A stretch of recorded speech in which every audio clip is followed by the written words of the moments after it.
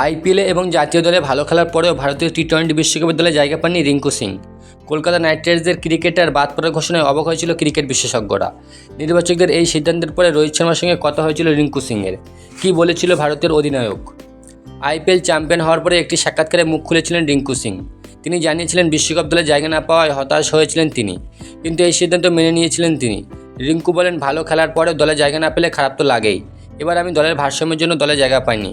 ঠিক আছে, এটা তো আমার হাতে নেই, তাই খারাপ লাগলে এই বিষয়ে বেশি কিছু ভাবছি না। যা হয়েছে ভালোর জন্য হয়েছে। তারপরে রোহিতের প্রসঙ্গ টেনে আনলেন রিঙ্কু।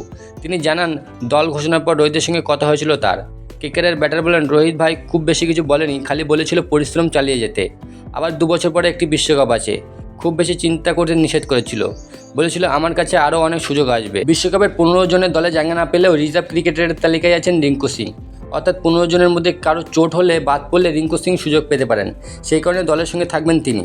আইপিএল শেষ হতেই এবার আমেরিকা উড়ে যাবেন তিনি।